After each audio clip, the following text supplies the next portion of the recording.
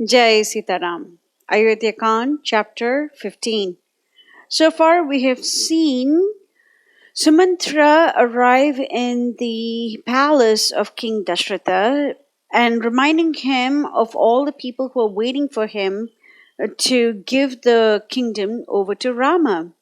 And Dashratha rebukes his trusted minister, stating that he had asked Sumantra to bring Rama to him. So we can see that even amidst that huge confusion as to what his dharma is and all that, Dashratha is very clear that he just wants to see Rama. That clarity never goes away. And we see Sumantra take leave of his king and he is walking towards the palace of Lord Rama. In this section, we are going to see the description of Lord Rama's palace in very great detail. Verse 31. Tato dadarsha ruciraṃ kailāsa śikhara prabham Rama veśma sumantrastu śakra veśma samaprabham. Then Sumantra saw Rama's palace, which was shining like the top of the Kailāsa mountain and was as radiant as Indra's palace. So the first description is ruciraṃ. It is exceptionally lovely. Kailāsa śikhara prabham. The top of the Kailāsa mountain, and it is as shining as that. Śakra is Indra, veśma samaprabham.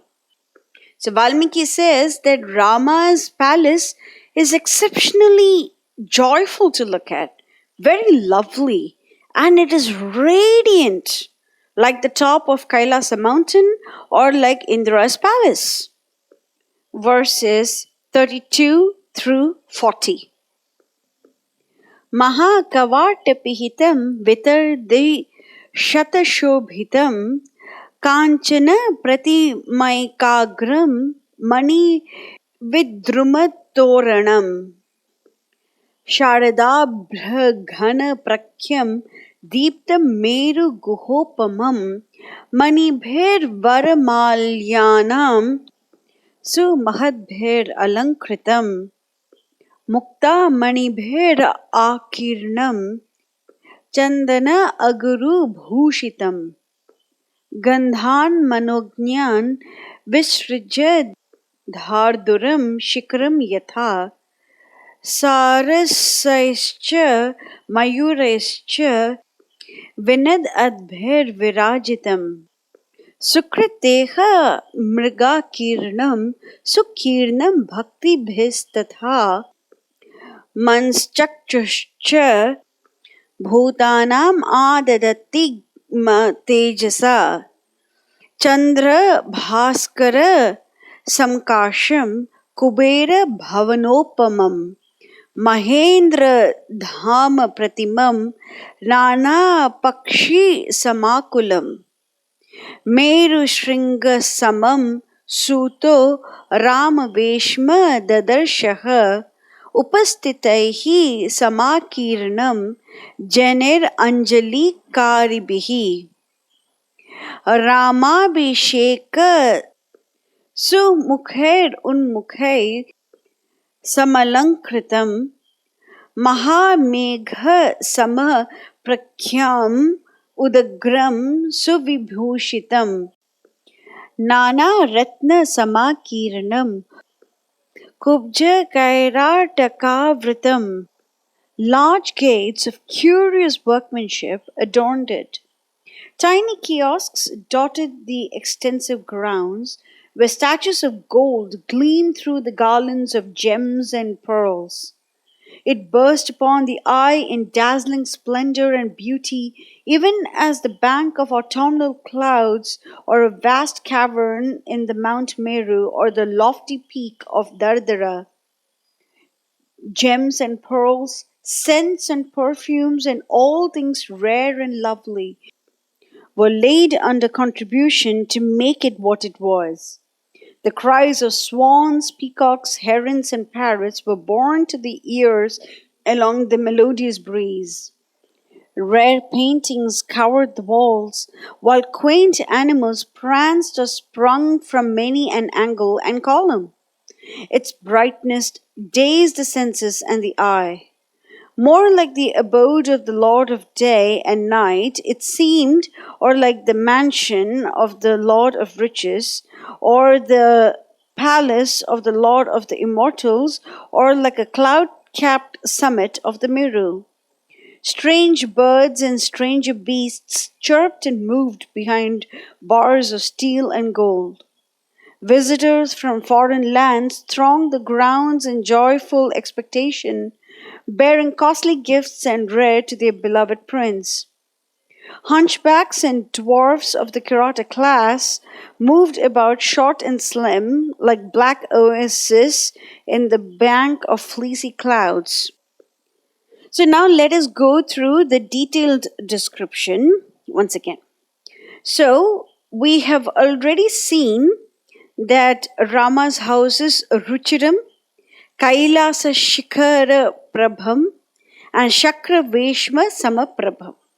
That means it's very beautiful, it's very lovely, it is radiant like the highest hills of Kailāsa, and it is as lovely and as effulgent as the palace of Lord Indra. So now let us go through a couple more adjectives.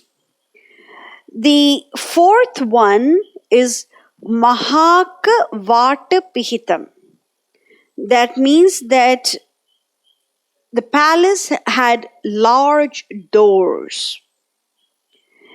Vitardi śobhitam. And it was adorned with śata, means hundreds, of quadrangular seats.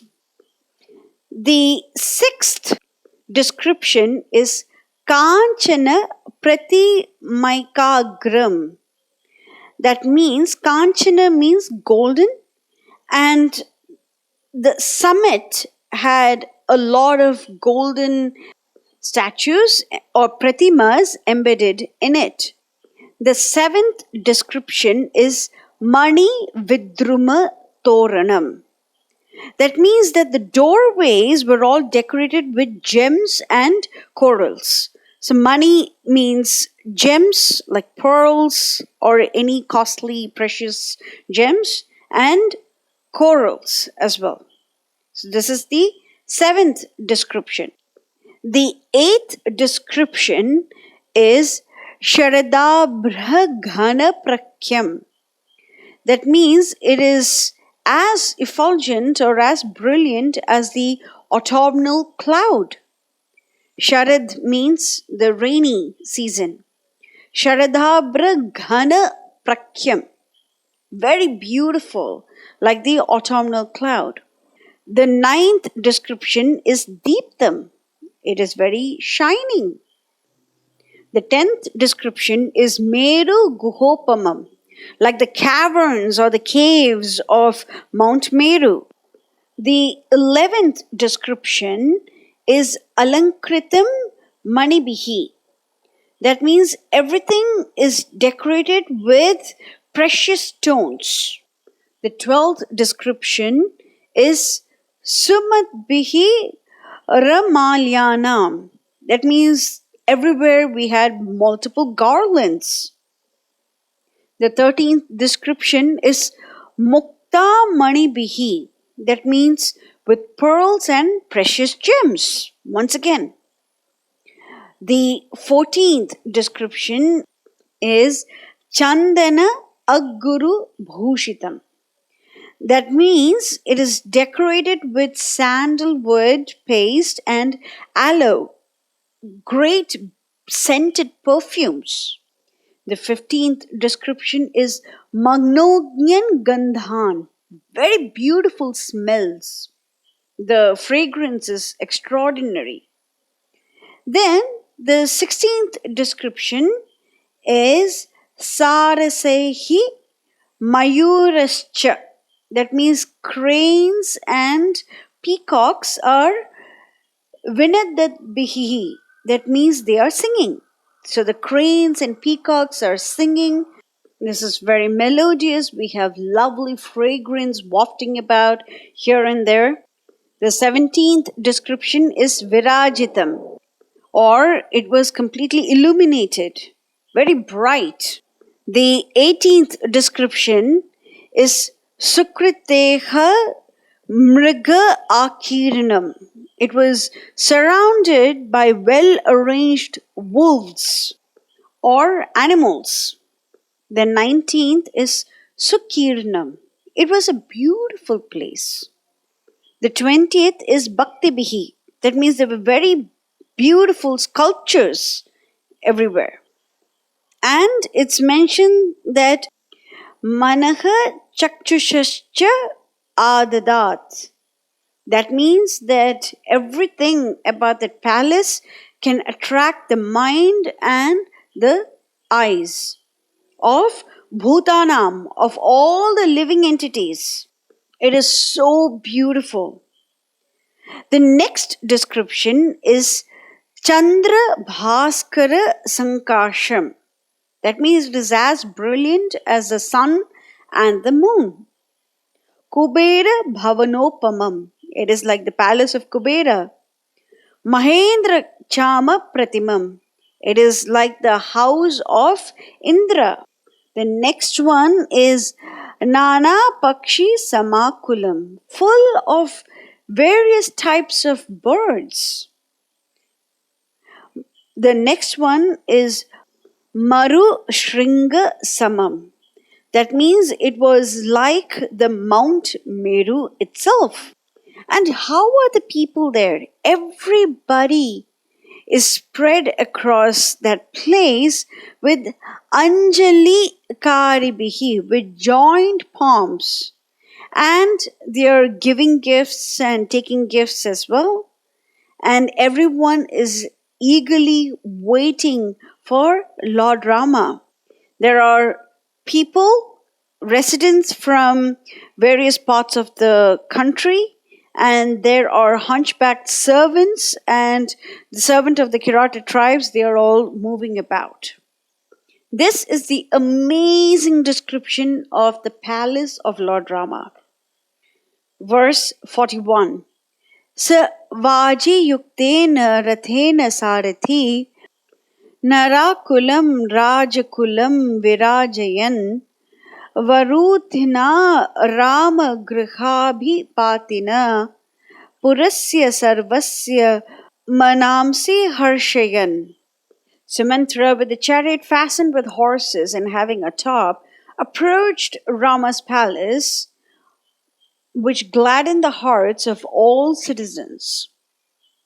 Verse 42. Tata samasadya mahādhanam mahat prakrishta Roma sababhuva saratihi. Mrigar mayurescha samakulolbanam griham vararhasya sachipatir eva. The palace of the great soul Rama was like Indra's palace, filled with great wealth. It had multiple types of deer and peacock. And after approaching that palace, he was quite thrilled. Verse 43. Satatra kailāsa vibāha svalankritaha pravishya kakshaya tridashala yopamaha priyan varan ramamate stithan bahun vyapohya shuddhantam upastitho rathi. The inner apartments of Rama's palace were well decorated, high as Kailāsa mountain and like the abodes of deities. Sumantra entered here and passed over many of Rama's friends and well-wishers and approached the inner chambers of Rama. Verse 44. Sa tatra shushrava cha harsha yukta Ramabhishekartha krita jananam Narendra suno अभिमङ्गलार्थाः सर्वस्य लोकस्य गिरः प्रहृष्ट.